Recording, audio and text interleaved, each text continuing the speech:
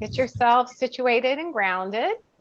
And our topic today, along with just a full body yoga practice, is focusing on the heart, the organ of the heart. I just wanted to share a few highlights from an article that was written and published by Johns Hopkins Hospital.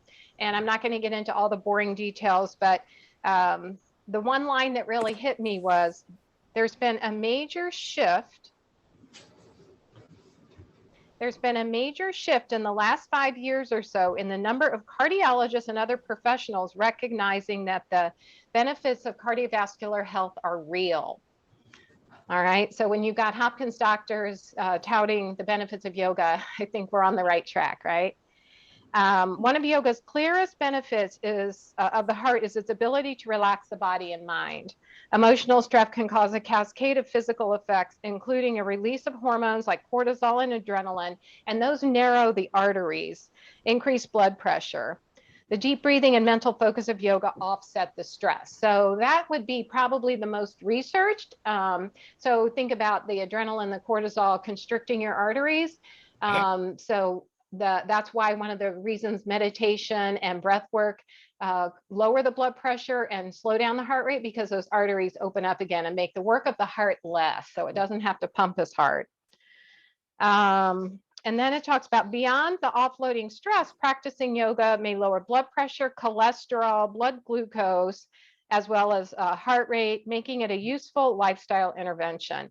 And it says one study has shown the blood measurement and waist circumference is one of the measurements for metabolic syndrome, if you're familiar with that, which increases your risk of like prediabetes. It's actually prediabetes and diabetes, and a marker for heart disease. It improved in middle-aged adults with metabolic system who practiced yoga for a measly 3 months, and you guys have been doing it for years. The other study showed that a slow-paced yoga class twice a week reduced the frequency of atrial fibrillation for those who had it. And people that had heart failure who went through an 8-week yoga program showed improvements in exercise capacity and quality of life, which is huge. Also had lower blood levels with markers of inflammation, which contributes to heart disease. So basically all illness is related to inflammation. So if we can reduce inflammation through the practice of yoga and movement, stretching, strengthening, that is a huge thing. They do remind us it's not a form of aerobic exercise, so you still need to try to it doesn't count towards your 150 minutes of moderate activity. And moderate activity is where you're exercising vigorously enough that you can talk, but you can't sing. And if you can't sing already, that doesn't count. You know what I mean? But so it's light, moderate, vigorous. Light is you can talk and sing. Moderate is you can talk but can't sing. And vigorous is you can't really talk or sing very well. People who are like sprinting. So is that helpful? Yeah. Yeah. Good stuff, right? Okay, I guess hi, Jean. Hi. How are you? I'm good. Good to see you. I thought I had muted, but I guess I didn't quite hit the button right. So I'm going to try. Anything else anyone wants to say? Nope. Okay. I think I got you now, but I like hearing you. All right, so our practice today is going to be meditation, movement, and stretching, because when we strengthen and stretch, we get those arteries and little baby arterioles constricting and relaxing, pumping the blood, creating more circulation. The breath increases the pulmonary respiratory function, all good stuff.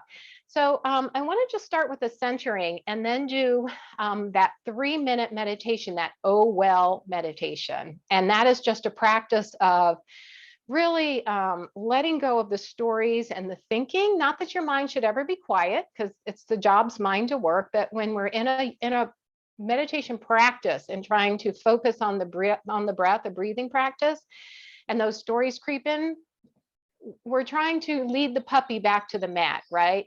So we bring it back with just an oh well, and then come back to the breath and just focus on the breath.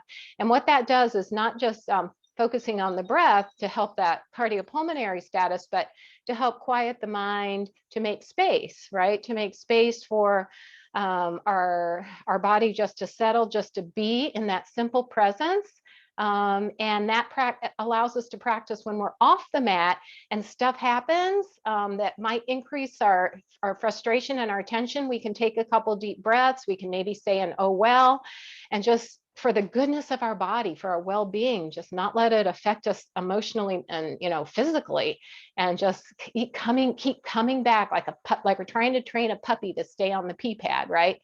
Just bring it back, just bring it back, just bring it back. Okay. So let's get centered first. And we're just going to do Dirga Pranayama. That's 3-part breath. So you try to relax the belly, and then we take it up to the ribs, the side ribs to expand, and then the chest. And I did do my training with Doug Keller, and he talked about the Dirga Pranayama. It's like we focus on the belly, but it's really the bottom part of the ribs that the diaphragm's attached to. So if it doesn't help you to think about expanding your belly, think about maybe just trying to broaden out and expand the side ribs out, because that will help to do the work of the diaphragm as well. All right, so we tend to stick with the same cue sometimes, and it's not helpful for everybody. So when you hear something different, sometimes that helps. So let's take 3 cleansing breaths, breathing in through the nose and out through the open mouth. And while you're doing that, your practice, which I've encouraged you to do, is to come into the present moment by keeping the eyes open and seeing the 3 things you can see, feel, and hear to help you to come into present. Okay, so just breathing in through the nose and out through an open mouth. Find 3 different things, 3 little weird things in your house. I think there's 3 things that you can hear. Sound of my voice. And I don't know if the sound of the ocean is coming through my mic, but I'm hearing the waves outside my window. It's just a beautiful sound of present, because you can only hear that sound of the wave in present moment, just like you can only be with the breath in present moment. And then 3 things that you can feel: the feet, temperature of the air. And I'm sure you can hear those lovely cicadas too. Sorry. And then invite the eyes to close and really just take a tour of yourself. Who and how did you bring yourself today? And welcome yourself to your yoga practice. I am here. I am. Just being in simple presence, just being. It's like an easy concept, but a challenging task.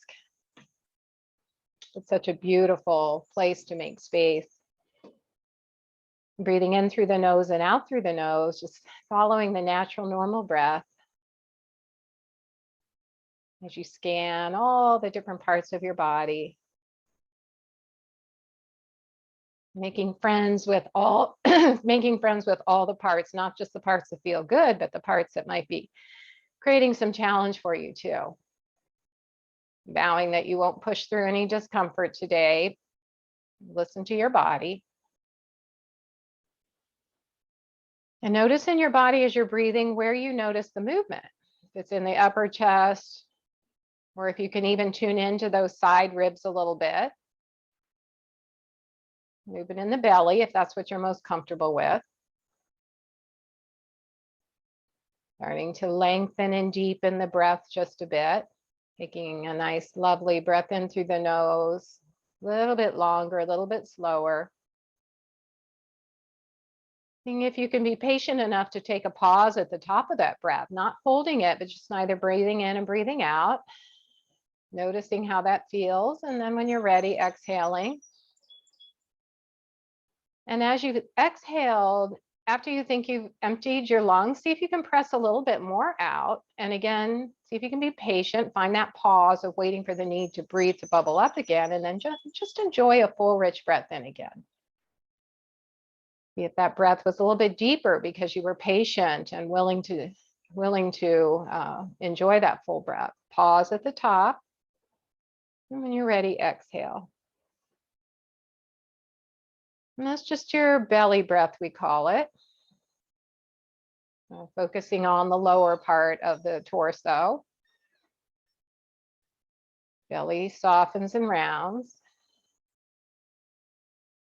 And then next breath in, after you notice just a little softening of the belly, can you take your attention awareness to your side ribs and invite the side ribs to expand out to the side even more?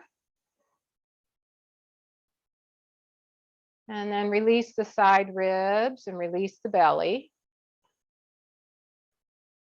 And just in your own time, in your own rhythm, belly softens and ribs, the side ribs expand, allowing that diaphragm to lower. Make that space in the chest. And when you're ready, exhale.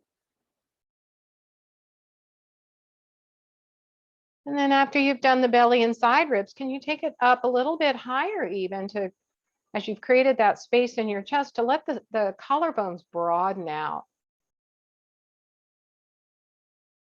Pause at the top of that breath. Feel that beautiful prana, that energy, that life energy. And then as you exhale, everything just lets go. Dirga Pranayama. Belly, ribs, collarbones broaden. Pause at the top and exhale, just let everything go.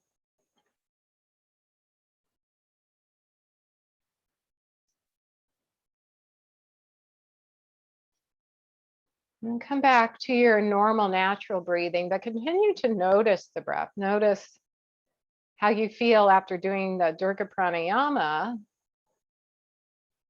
and then transitioning to a normal, natural breathing as we bring all of our awareness to the act of the breath itself and the sensations of the breath. The temperature of the air that goes into the skin, into the tips of the nostrils and down the throat. And if it helps to create a mantra, breathing in, I know I'm breathing in. Breathing out, I know I'm breathing out. Or my favorite one, Kathy Donnelly offers, is breathing in, I calm my body. Breathing out, I calm my mind.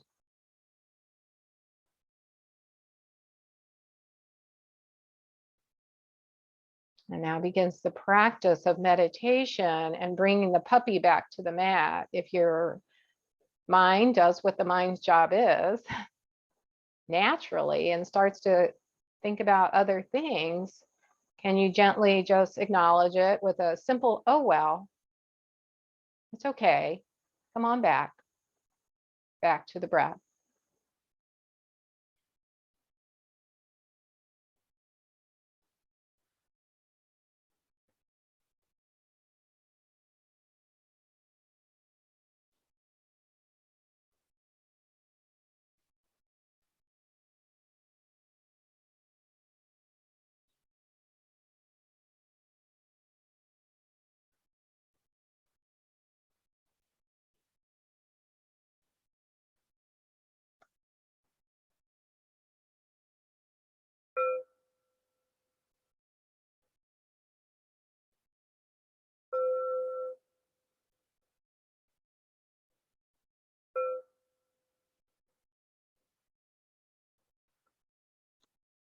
And when you feel ready, just blink the eyes open and welcome back. But take it just a second to feel yourself, to think about your heart, to think about the calming effect of just 3 or 4 minutes of breathing and meditation. And if you don't have it as a practice, your heart would thank you if you began. All right. And it just start with that 3 minutes, and it can be any time of the day, just not while you're driving. Okay. All right, let's shake our hands out. Let's shake them out, make some circles with your wrists, start to warm up the body a little bit, and let's do some tapping. All right, can we just tap our arms, wake up all the nervous system, the neurons of the arms, hands, a little tap of the chest. And can you tap under your collarbones, kind of close to your breastbone? This is the meridian of your stomach, and it helps to just move your energy forward in a really positive way. And And then tap the breastbone. That's your thymus meridian that helps your immune system. Breathe in through the nose and out through an open mouth. Y'all are starting to walk around now without masks anywhere. I don't know. Your body's going to catch up with viruses it hasn't seen in a while. Take your fingers to the side ribs and start tapping. This is your spleen meridian. This is going to help you digest all the stuff you have to see, hear, and feel even. Started to eat different foods, different places. Breathe in through the nose and out through an open mouth. And then just take those fingers and gently tap under the orbit of the eye for a little bit of end of the stomach meridian. Actually, this one under here was your kidney meridian, sorry. This is your stomach meridian that helps to ground your energy. We all need to be grounded. Good. And then shake the hands out again. And reach your fingertips down low towards the earth. Stretch the fingers wide like starfish. Roll the shoulders back. An exaggerated shoulder roll. So they hunch forward a little bit, come up towards your ears, round back as the elbows press back, and then stretch your fingertips down long toward the earth. And inhale and exhale back and down. 2 more, roll them forward, up, back and down. And last one, forward, up, and back and down. Good. Bring those fingertips onto the shoulder and start to lift the elbows up. We're going to work with our weights a bit today because strengthening and using weights will help to increase the heart rate just a little bit as we use those muscles. The more muscles and the bigger muscles we use, the more oxygen that's required. And the more oxygen that's required, the more our heart has to beat to spread it around, as you all know. Inhale, elbows up. Exhale, back down and around. And again, inhale, elbows up. Exhale, back down and around. Lovely. Take your arms out, fingers curled like bear claws, gentle fist, and fling them out. Bear claws, gentle fist, fling. Bear claws, gentle fist, fling. Keep them open and rotate from the top of the shoulder joint. A little bit of movement in the whole shoulder girdle there. Exaggerated again. These are kind of exaggerated movements. You should feel some heat building up in the head connects to the torso. And one more, forward and back. Good. Now reach the arms down and just swing them forward and back. Hopefully you got plenty of space. And see if you can't feel some gravity, extra gravity in the fingertips. So much attention to the sensations of your body. You feel the blood kind of pooling in the fingertips. A little G-force here. Now take one and then the other. A little bit of twist in the spine, maybe side to side movement. And we're going to make some big figure eights with just one arm at a time. So take it out in front of you. Don't knock the lamp over. Let's take the other one. Nice big figure. I think these feel really good. So when you're just kind of sitting around and been sitting for too long, I think these feel really good to start to awaken the body. Anytime you get your hand or arm higher than the level of your heart, you're increasing the work of the heart to pump that blood back up towards your fingertips. All right, so we'll try to get our arms up a little bit higher than our heart today too. Let's do our cat-cow. So let's start with hands on the thighs.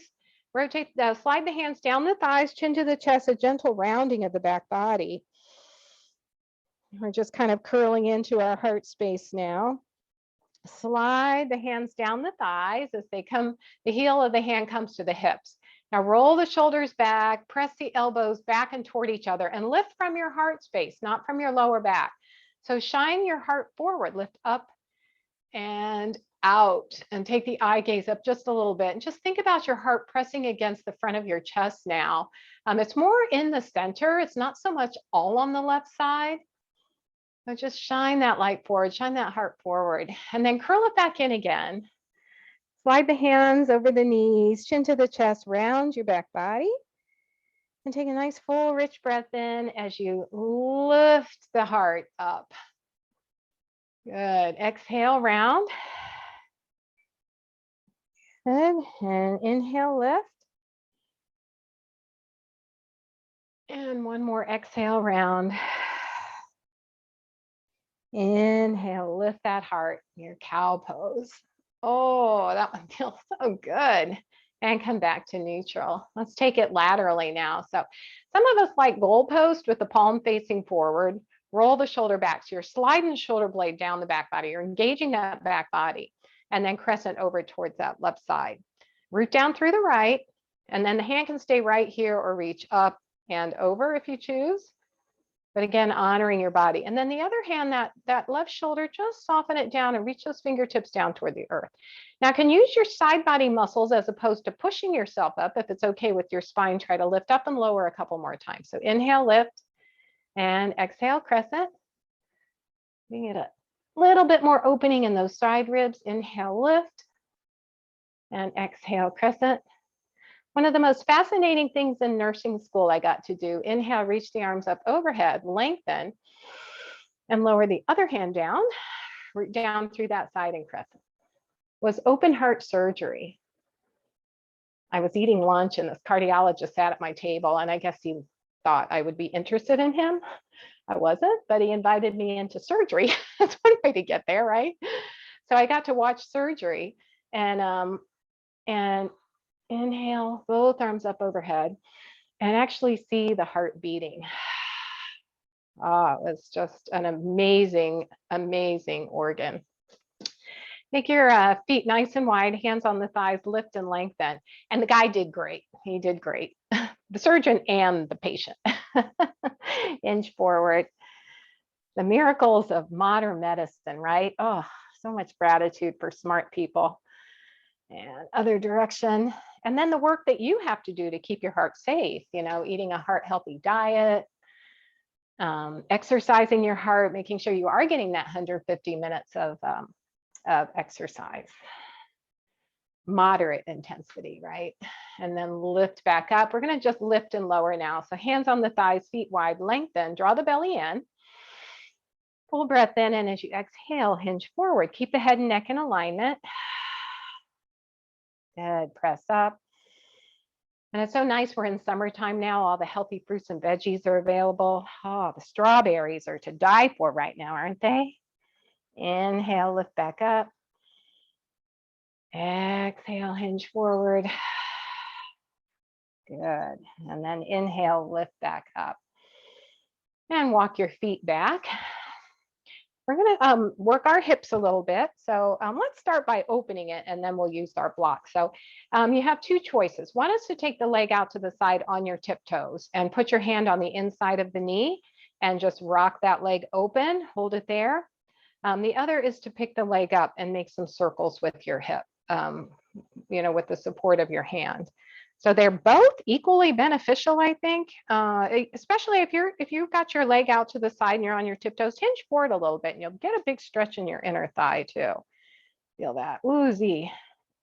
Most of us have chosen this option, which I think is a really good one. All right, let's go to the other side. See you guys here. So you can lift and lower if you want to give that a try, and then switch over to bring in coming up on the tip of those foot. And why do we lift our heel up? That's so that you're not just rocking from your ankle or your knee, but you're actually rocking from the top of the leg bone. And then maybe as you press that right thigh out to the side, hinge forward a little bit, and you'll get that nice inner thigh stretch.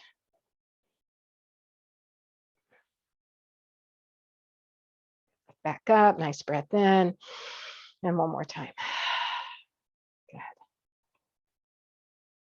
Okay, and lift back up, and let's grab your block and do a figure 4 with the block on the inside edge of that right leg, and then flex the left foot and externally rotate the leg. So take the whole leg so that the pinky toe side of the foot is resting on the block, and it's as if you're standing on something. Toes are lifted and spread. So both sit bones should be evenly pressing into the chair. Lengthen your spine as you press the hands down to the earth, into the thighs. And first thing is a nice breath in. As you exhale, use your muscle energy to press the leg down towards the earth as you push the side of your foot into the block. Everything's engaged. And then if you feel like you want more sensation, Take that breath in again and imagine there's a bar at your ribs and you want to lift up and over that bar, up and over that bar, and really take your attention now to the outside of that left hip. Good. Breathe into those places and spaces and then lift back up. Decide if that gave you enough sensation. If it didn't and you want more, now here's the trick. If you want to bring your foot, your ankle up to your knee, but if what happens is you round, then all you're doing is putting yourself in a posterior pelvic tilt. You're not doing anything extra, right? But if you can still sit up really tall, press the knee down and feel a different sensation, hinge forward. If not, keep it right where it was, and maybe you can hinge forward a little bit further. Okay, so if that foot's up there, flex it, release it down. Good. Hinge forward a little bit, Sherry. Does it feel good to hinge forward? Good. Oh, yeah. All right. And Judy, take your knee out a little bit more to the side. There you go, a little bit more to the side. Is that okay with your knee? Okay, good. And then lift back up. Nice. All right, feet together, knees apart. Like the way your toes were spread, Jean. Really open yoga toes there. I think that's about all I could see. All right, now place a block on the inside edge of the left foot. Flex the foot, externally rotate it. Put the pinky toe side on. Lengthen, use your muscle energy to press that whole leg down. And then if you choose, lift up and over that bar, hinging forward, roll those shoulders back. So again, we're keeping the head and heart lifted. Keep your heart shining forward. Good. Nice. Lift back up, full breath in. You decide if you want to switch, bring the knee up to the ankle up to the knee. But if you posterior pelvic tilt, don't do it. Another breath in.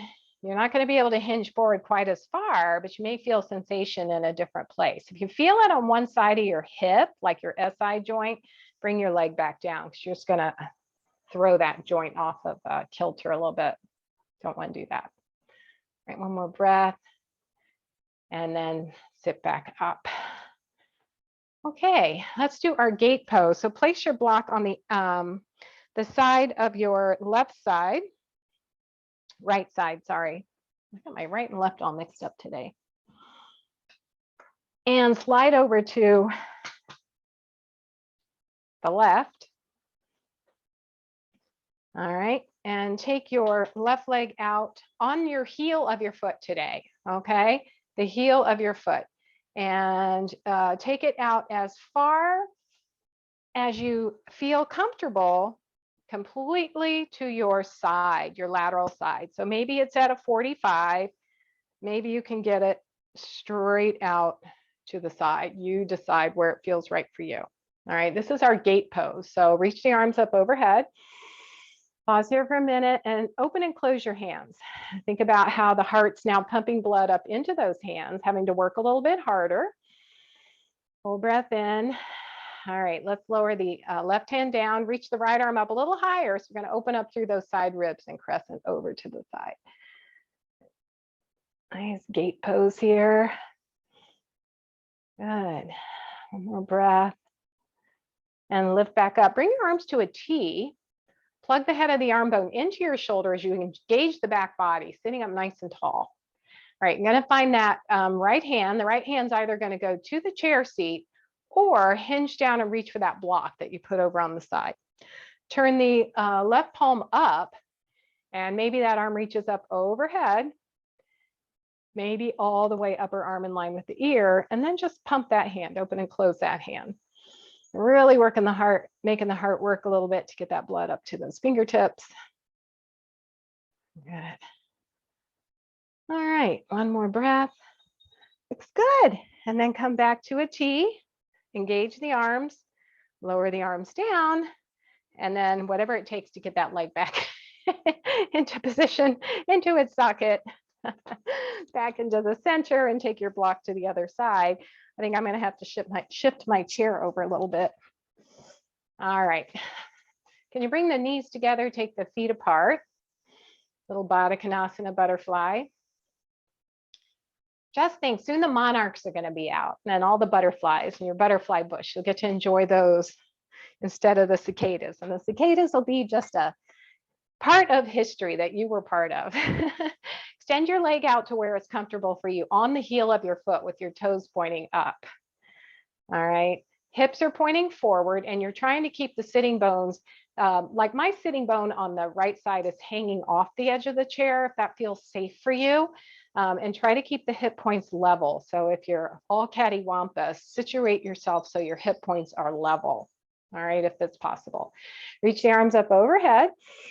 Open and close the hands, draw the belly in, really find that nice engagement. Reach the arms up as high as they feel comfortable in your body. Good.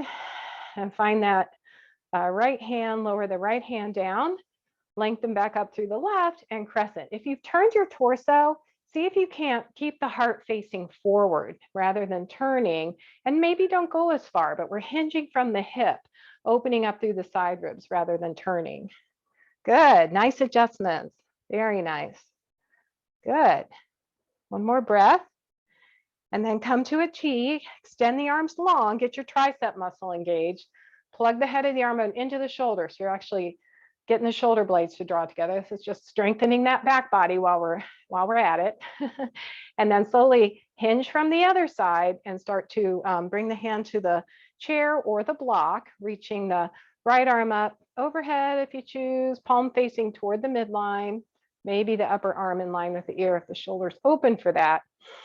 Keep pressing that heel down. What happens if you isometrically draw the heel toward your hip and really engage that extended leg? Feel any different? Good, one more breath.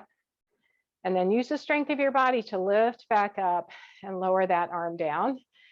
And then pick that leg up, bring it back to center. Come to the middle, shake it all out. And scoop forward in your chair as far as you can go. And reach for the back legs of your chair. All right, the back legs of your chair. Roll the shoulders back, draw the shoulder blades together, and then just hinge forward. So I'm gonna, as I hinge forward, I'm kind of sliding my hands up the back of the chair a little bit so I can hinge forward a little bit more, but still roll the shoulders back, draw the shoulder blades down the back. Really trying to get that heart shining forward. Don't arch your lower back though. Keep the core engaged so that you're not arching the lower back. You want to keep that natural lumbar curve. Just a little opening of the shoulders, shining that heart forward. One more breath. Good. And then release that. Okay. Find your block, your what do they call weights? I don't have words today. You ever have that? Your words just don't come out quite right. Never happens, right? These things, these heavy things, whatever they're called. All right, so we're just going to do some bicep curls. If you would like to stand doing these, you are welcome to do that. I'm going to sit on the edge of my chair so my core is active. And we're going to just do 8 bicep curls. I don't know about you guys, but my arms felt that workout we did last week where we did 2 sets of everything. And I was like, oh, I hope everybody's okay. They didn't hurt. They were just sore and they felt good from using those muscles. 2 more. And can you lift your heels along with this movement to pump the calves? And now take your arms out to 45 degree and keep lifting the heels. Get that second component of the bicep muscle. Good. All right. And 3 more. 1. And keep squeezing that bicep. And last one. Nice. Roll the shoulders back and take the palms facing away from you. Hinge forward just a smidge so you're not arching the back. Draw that belly in. Press the triceps muscles back, palms facing towards the ceiling, and gently release. Press back and release. Now, can you lift your toes and hold them there for a couple of tricep presses? So you're really doing what's called a dorsiflexion and strengthening the front of your shins. And then when you feel like you need to lower the toes back down and lift them back up as you press those toes up toward the nose, just getting a nice flexion. 2 more, lower the toes for a sec, and then last one, press back, and back. Good. Sherry, a couple more. There you go. Okay, and stop. All right. Now, one weight, you're gonna have to sit down for this one, Judy. One weight's on the leg. All right, and the other one, this is weird, but what we're gonna do is same arm, same leg with the weight. So you're gonna use your left hand and place the weight on your right thigh. And you're gonna reach the right arm up overhead. If that's not good for your shoulder, bring it to goalpost. All right, so the option here is then to lift the leg up, reach the arm up. So it's same side strengthening, same side strengthening. We're gonna hold it for a few seconds here. And then release. We're gonna do that 3 more times, okay? We're trying to build up to about 15 seconds. Going back to those bone cells, right? Strengthening bone cells as we create some stress on the joints.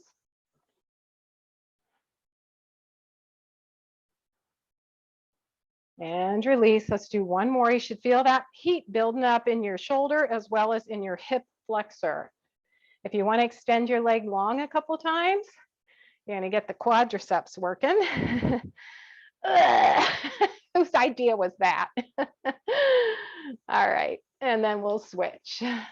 Felt that in my glute too. All right, so reach your left arm up, lift the foot or don't, extend the leg or don't. I'm not going to the first 2 reps. Just holding it up there. All right, sometimes we have to hold things up if we're trying to hang a picture or, you know, hang a shower curtain up. We have to keep our arm lifted up and release. And again, lift that knee up, reach the arm up overhead, functional stuff. All right, strengthen those hip flexors to, you know, ride a stationary bike, or if you're still riding a regular bike. All right, now this time we're going to, if you choose, reach the arm up and extend and bend that knee. You can even tap it maybe and replace the foot back on the floor, or just keep it lifted and lowered. Oh, this leg's it's my weak leg. I should say my challenged leg. I got to practice this one because that's all I got. Ooh. All right, lower that down. Oh boy, you know, yoga's so interesting because things we don't notice about ourselves. I didn't know that I couldn't do that. Now I do, so now I have to focus and practice and strengthen that side, that hip flexor. One more. All right, we are going to come to standing, and sit stand is in every single beneficial workout. So put your weights down safely, but have them close by because we're going to come back to those. Okay, sit stand, and if you're not going to stand all the way, that's okay, but do the as if, like, so you push your feet down, hands are on the thighs, you recruit the muscles as if you're going to stand. Engage the core, engage the thighs, engage the everything, and hold it if you can, and then release it like you're sliding a piece of paper under your buttocks. If you're going to stand, then shift that weight to the heels of the feet, come to standing.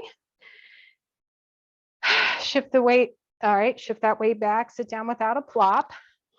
And then use the hands, use the chair if you need it. Hands can come across the chest. And then shift that weight down with control. You can even change the leverage a little bit, bring the arms out to the side.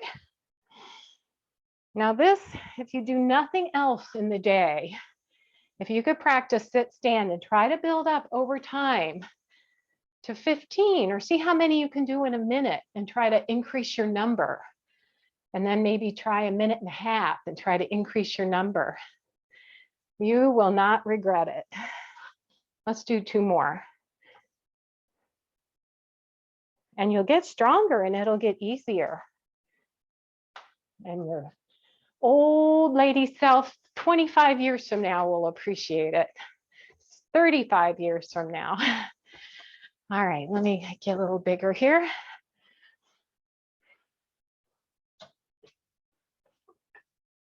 All right. I'm going to place my chair on my right side.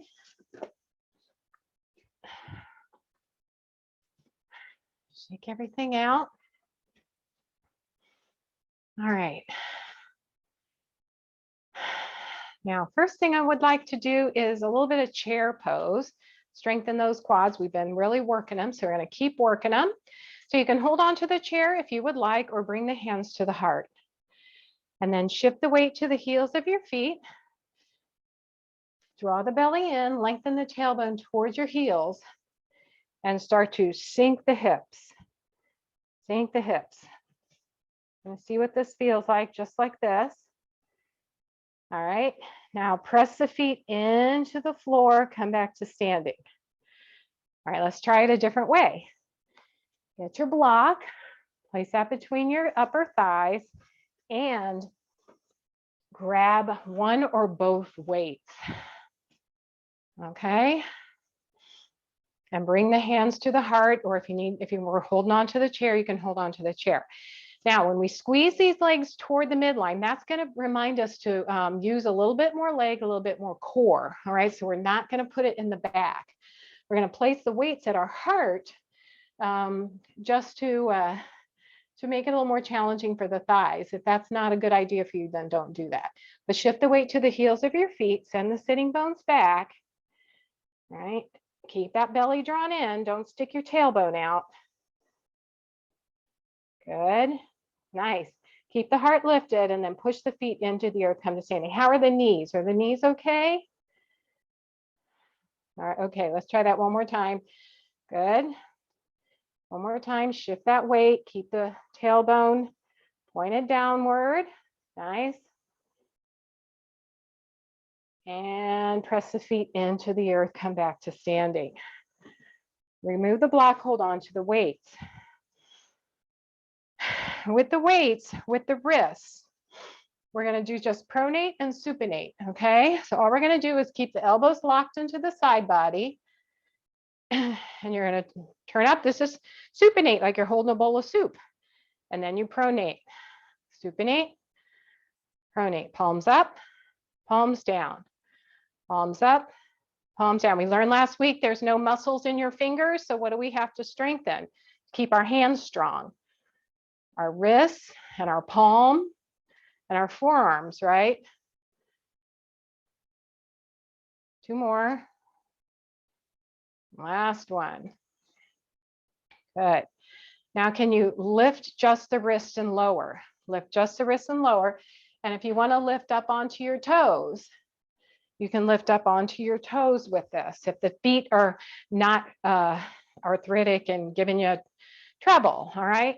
That's a lot of weight on those front toes. Don't do it if your feet have arthritis in the toes. 3 more, lift those weights and lower, and 1 more, lift and lower. Good. Okay, now hold on to the chair with one hand. If you need to release the weight, release the weight. And we're going to do the same thing we did sort of in the chair, where we're going to shift our weight to the side closest to the balance prop. Reach the opposite arm up overhead and lift up one knee. Draw that belly in and up. This is going to require a lot of strength. It's going to get your heart rate lifted because why? You're working a strong muscle, your lower body, and you're reaching the arm up overhead. Good. Nice modification, Louise. Good. One more breath and lower that down. Take a little break. We're just going to do that side one more time, okay? So shift your weight to the balance prop. Reach the arm up to your level of comfort, and then lift that knee up into a march. And the object here is to try to hold this for 15 seconds, okay? This is going to help improve your balance because you're strengthening the standing leg as well. A little bit of endurance, strengthening, and you can feel your heart beating a little bit faster. I sure can. And then release. Whew. And we're going to switch sides. So it may require you turning around. Okay. All right. Reach the right arm up overhead. And hold on to that balance prop. If you want to feather tap on the balance prop side, you can, or just hold on. That helps you draw that belly in and up. Use your core as an advantage to help you with this. Good. A couple more seconds here. Nice. And then release. You feel your heart rate beating a little faster? Okay, that's the point. Working that heart. I wish our body stayed healthy just by sitting around eating popcorn and watching movies all day. No, I don't. That would be so boring. But oh, it feels good to sweat a little bit, right? Work your body and release that. Good. Just shake it out. We're releasing endorphins too, which are those feel-good hormones. Shake it out. All right. Now, walk to the back of your mat. And we're going to come to warrior with the weights. If you're done with the weights, put the weights down. But what we're going to do with the weights is a little tricep press. Once we get forward, we're just going to press the weights back. Just get a little more strength in those triceps. And adding some weights to our yoga practice will help our heart rate to increase too. So let's turn your right toes 45 degrees and step the left foot forward in a nice wide warrior one. Balance the weight on both feet. So bear a little weight on the pinky toe sides of your feet. Take a bend to that front knee. Now you're working that big front muscle, right? Roll the shoulders up, hinge forward now. Hinging forward a bit. So a nice straight line from the crown of the head to the heel. Roll the shoulders back and press your arms back behind you in some tricep press. So press and hold. Press, hold, and release. Press back, hold, and release. Press back. What happened to your core? Can you draw that belly in and up? Keep the core strong. 2 more. Press back, hold, release. Keep the shoulders soft. Hold and release. And step the back foot forward. Let's go to the other side. So turn your left toes 45 degrees. Step your right foot forward. Little weight on the pinky toe sides of those feet. Draw the belly in and up. Hinge forward just a smidge. All right, and if you choose, press back, hold, and release. Press back, hold, and release. Press back, hold, and release. Press back, hold. One more. Press back, hold, and release. And bring that back foot forward. Okay, we're going to set these weights down for a bit.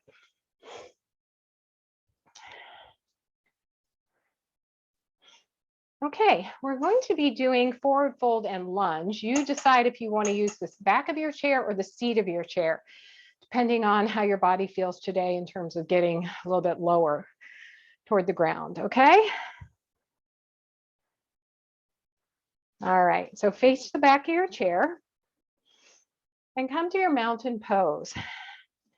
And with your feet on the earth, think about the mound of the big toe and the outside edge of your heel, and draw a diagonal line from the mound of your big toe to the outside edge of your heel, and see if you can't lift and spread your toes and really engage. So you're pressing the mound of the big toe and the outside edge of the heel into the earth. All right, and see what that does to your legs. It might make the shins come out a little bit and the inner thighs go in and apart. Press the mound of the big toe, press the outer edge of the heel on both feet. Are you favoring one leg over the other? All right, keep those legs active. Lengthen up to your spine, roll the shoulders back. Full breath in, we're going to forward fold. So hinge from the crease, hands on the back of the chair, hinge forward. Keep the mound of the big toe, the outside edge of both heels. Draw a diagonal line with your imagination as you bear weight on both sides evenly. All right, draw the front body to the back body now. Get that core engaged and see how much you can lift up without pressing your hands too much into the chair. Nice and slowly lift up, use the strength of your core. Keep pressing the feet into the earth. Inhale as you lengthen. Exhale, hinge forward. Feel the length in the hamstrings. Feel the feet pushing into the earth, the mound of the big toe, the outside edge of the heel. Keep the legs engaged. One more breath here, and then press the feet into the earth. See how much core you can use to lift back up. Very nice. All right, left foot goes under the chair, right foot's going to step back. And again, if the feet are arthritic, put a blanket or something under that back heel or lower the heel down into warrior one legs. You decide. Squeeze the back glute. So engage that back right glute muscle and press the front shin forward like you're trying to slide your foot forward and lift that back thigh bone up if you can. So your legs are really active. All right, reach your left right arm up overhead, lengthen, and crescent over to the left side. Stretch out through that hole. We've done a lot of work with the hip flexor, so we're just trying to stretch that hip complex out. Nice. Lift back up. Sweep the arm back behind you. Can you do a nice little open twist? So slowly sweeping that right hand behind you, reach it back behind you, shoulder height, palm facing toward the midline. Take your eye gaze to sweep and look back at your thumb behind you. Good. And then reach the arm all the way up overhead again, twist back towards center, facing forward now, and lower that right hand down to the chair. Step the back foot forward, shake it out. Your back hurting, Susan? Okay, be careful. Yeah, that's right there too. All right, right foot's under the chair, left foot steps back. Support your foot as you need to or lower the heel. All right, what do? We squeeze the back glute and lift the back thigh bone up. We isometrically send the front shin forward so the legs are really active and engaged. Reach the left arm up overhead if that feels good for you, or to come to goalpost, crescent over towards that right side. Anytime I say lift your arm up overhead, it's intended to mean go to your level of comfort. Soften your your right shoulder down. Good. One more breath here. And come back to center. We're going to sweep that arm back down. Take it back behind us. Slowly start to rotate the torso toward the left as you reach the left arm back behind you, palm facing forward, thumb is up. And if your eye gaze goes toward that back thumb. Continue with that arm circle. So reach the left arm up overhead toward the ceiling. Slowly turn the torso back to center and lower the arm back down to the chair. Send the back foot forward. Shake those legs out. Very nice. Okay, last thing we'll do here, standing up, is a cross crawl, but we're going to do a little bit extra for cardio just to build up. So this is, if you've been sedentary for a while and you need to get your heart rate up a little bit, cross crawl, you know, is just tapping the opposite arm to the opposite knee. And if you can't let go, just tap both knees. It's okay with the same hand, but switch hands. All right. If you want to get a little more cardio, you can go a little bit faster. All right. And then we're going to add our brain fitness to that. So now tap the opposite shoulder, or if you're holding on, you're just switching your hand from shoulder to shoulder. And then back to the knees.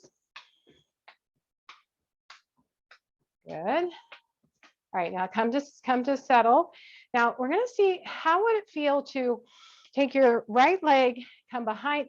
I don't want you to get a hamstring cramp. So I don't know how it would work to tap the foot behind you. You don't have to let go. Just kind of kick that foot back behind you. Just a little hamstring stretch. Tap it or don't.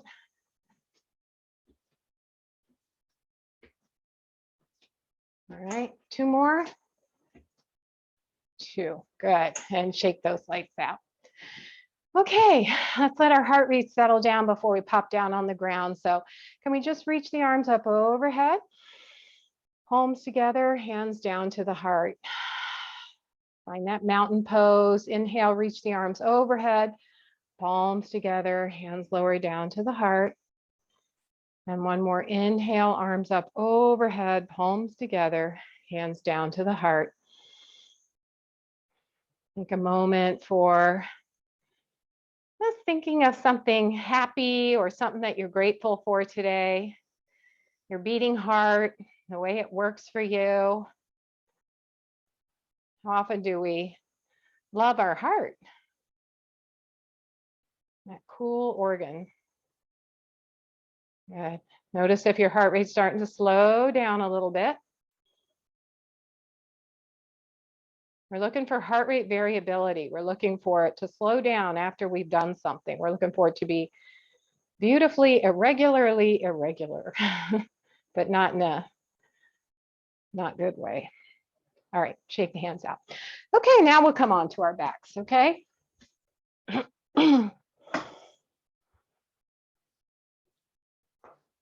Made a mess here. And we're going to meet in constructive rest.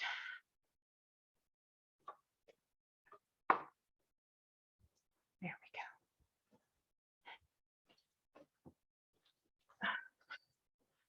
we go. Take a moment. Place your hands on your belly and just feel the rise and fall.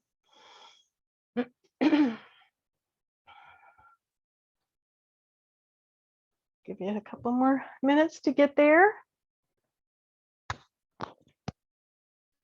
Okay. All right. You know, I did that training with Doug Keller, and this is one little tiny piece that I gleaned from it out of a lot, but I still need to study it. But this is one thing I really liked.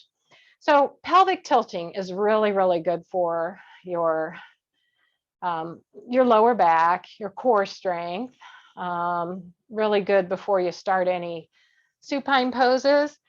So normally I tell you to think of a clock on your backside, and 12 o'clock is your lumbar spine. Press down 12 o'clock and feel the hips and ribs get a little bit closer together. Feel your lumbar spine flatten down to the earth.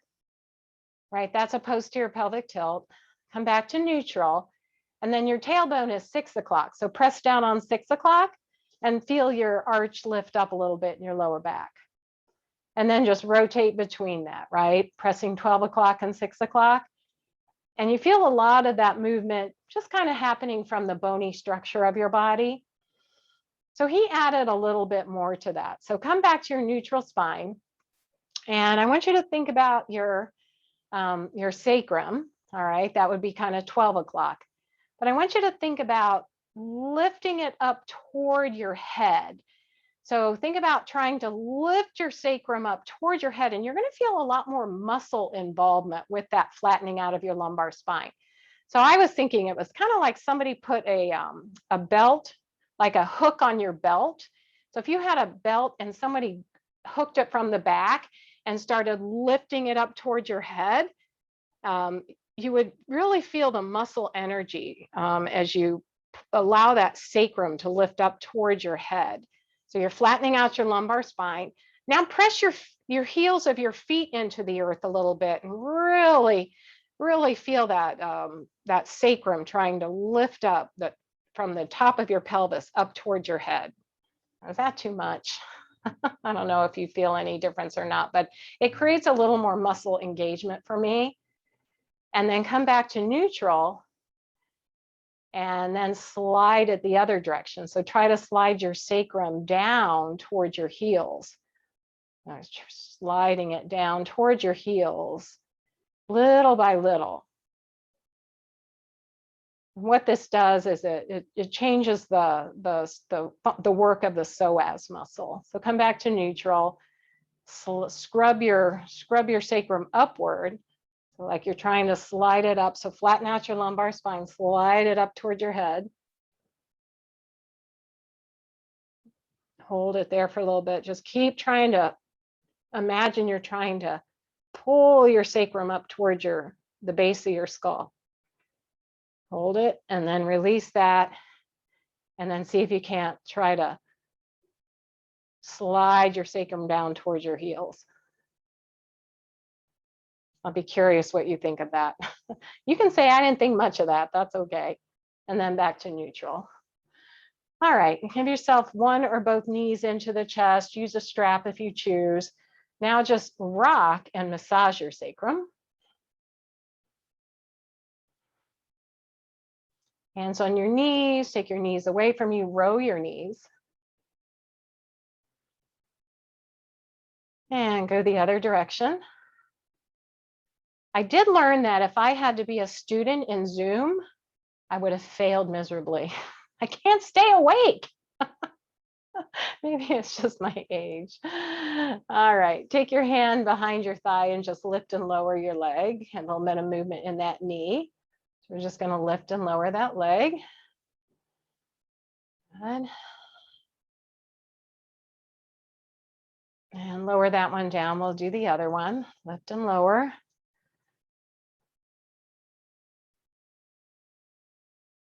Okay. All right.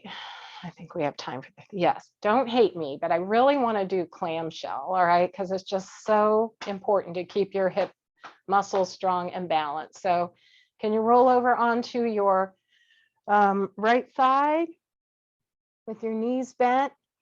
And maybe you need your blanket or a pillow or something under your head. If you're,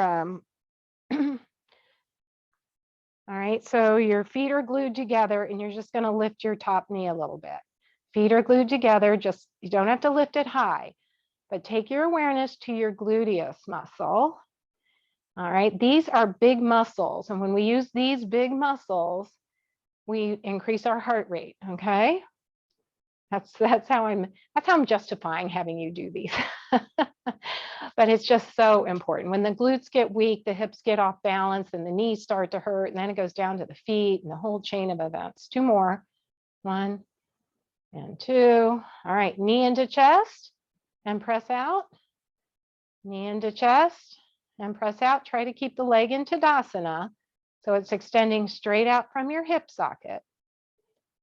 All right, now I've been trying to get my mother to do this one. She says she's gotten up to 2. It's really good. So next time your leg is extended, hold it out there for a second. Now internally rotate it just a smidge, and you're going to lead with your heel and lift with the top of your, lift with your heel. And that one is really, really hard. You're only going up a few inches. You're not going way up here because that changes everything. We're keeping it focused on that gluteus muscle, that gluteus medius, the smaller of the butt muscles. 2 more. 1 and 2. Good. All right. Come back onto your back. Feet together, knees apart. Use your breath. How was that? Okay. You can do these in bed before you get up. All right. And that will be, get her done, right? All right. Roll over onto the other side. Knees together, feet glued together. I'm going to stay up on my elbow because I want to watch you, but you're down a little bit further, and just lift that knee away from the foot. Good. Very nice. Doing these in bed before you get up, get those hips moving. Very nice. And take your awareness to that gluteus medius. 2 more. All right, now knee comes into the chest and push the foot away. Straighten the leg long. Knee into chest, push that leg long, coming straight out from your hip joint. Hear all that creaking and cracking. That's okay. Motion is lotion. Grease up those joints. 2 more. 1 more. Good. Now internally rotate that leg. Lead with the heel. Little tiny lifts. Beautiful. Really good technique, guys, from what I can see. There you go. Subtle movement. Not a big deal, but hard. Super hard. I get that. 2 more. Good. All right. Then go ahead and roll back over onto your back. Give yourself a hug. Do what you need to do. Got one more thing to do before Shavasana. Working those big muscle groups. Get that heart rate up. Okay, so we're going to do bridge. So the heels are as close to the buttocks as the knees are comfortable. And the block between the thighs might be really helpful if you can reach it to help you to remember to keep the legs strong. Elbows are bent with the palms facing your torso, and snuggle your shoulder blades under your back. All right, now can you think about either just flatten out your lumbar spine as you lengthen your tailbone towards your heels, or think about scrubbing that sacrum bone up towards your shoulders, up toward the base of your skull. And then lift with all that integrity inside. Can you lift the hips and torso up off the earth? Press the heels into the earth just a little bit. Press the backs of the arms to help lift the heart a tiny bit more. Hold it, hold it, hold it. You're all the way up there. Stay there for another breath. Good. And then release. Great use of the ball, Louise. Good. All right. Take a breath. All right. Scrub your sacrum up or flatten out your lumbar spine. Press the feet and the backs of the arms into there slowly. Use that muscle integrity inside the torso to lift the hips back up. Now we're going to add on a tiny bit. Can you isometrically send your shins forward? Feel the hamstrings fire up. Hold it, and hold it and release. And then just one more. Woo, take a breath. Lengthen your tailbone, so flatten out your lumbar spine, get the belly engaged, and then lift the hips and torso. Press the backs of the arms in a little bit more to lift up the heart. Yeah, lift that heart, shine that heart forward. Your heart thanks you. Woohoo, good. I'll hold it and release. Good.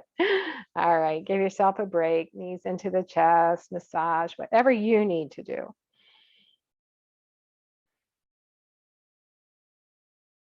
Very good. Good work today, guys. Hopefully you felt your heart working a little bit. A little more mindfulness toward the gratitude of the heart and what you can do to keep it healthy, which is just yoga, right? And your 150 minutes a week of moderate intensity exercise. All right, go ahead and settle into your version of Shavasana, whatever that might look like. And while you're doing so, happiness is also a way to increase your heart health. People that are happier show benefits of less stress, and less stress is what makes our heart healthy, right? So this is from Conversation. I forget what it's called. It's called Writing on Joy. I've mentioned before the ancient Middle Eastern stories of Nasruddin, the little character with a goatee. Here's another one I like. Everyone was alarmed when they saw Nasruddin charging through the streets on his donkey. "Where are you going in such a rush, Nasruddin?" they asked. As Nasruddin whisked by, he called back, "I can't stop. I'm searching for my donkey." It's possible for a person to spend a life anxiously looking for happiness and not realize he was riding on happiness all along. Is it possible to spend a whole life going after joy and not realize joy was always there underneath us and around us and in us? Is this the human predicament, to be looking for joy and happiness in the far when it was right there in the near all along? That's a thought worth playing with. After all, little children know something about this. They're riding on joy every day. It just comes naturally. When you approach a train track, the sign says stop, look, listen. That's so you won't get run over by the train. Maybe we need a sign on our bathroom mirror so that we see it first thing in the morning. Today, stop, look, listen for the joy. Stop, look, listen, so you don't get run over by an anxious, preoccupied, busy train and the thought and miss the joy that's possible today. Stop, look, listen to catch a more playful train of thought. As the poet Blake says, he who kisses the joy as it flies lives in eternity's sunrise.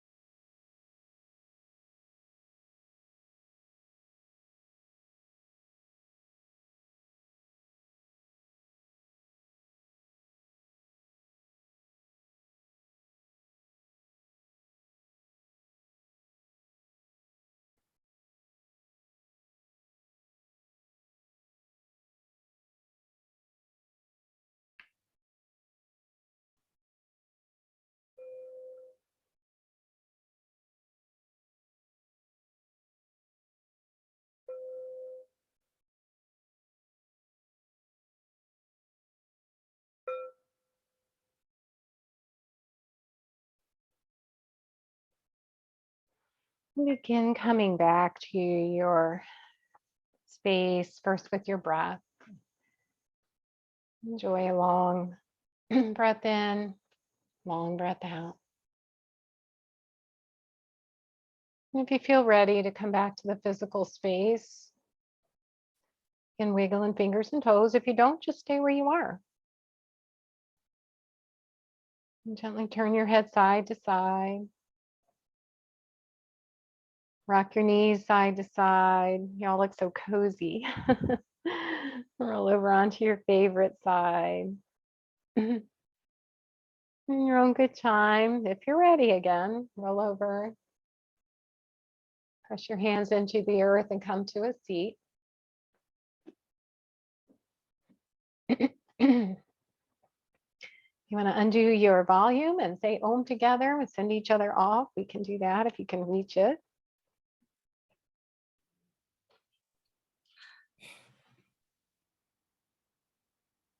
Okay. Bring the hands together in front of the heart, that beautiful heart. And just know that all the light and love in my heart honors that same light and love that I know is in each of yours. So bow your head to honor your own practice, and then blink your eyes open and greet your Sangha with Namaste. Namaste. Namaste. Namaste. Namaste.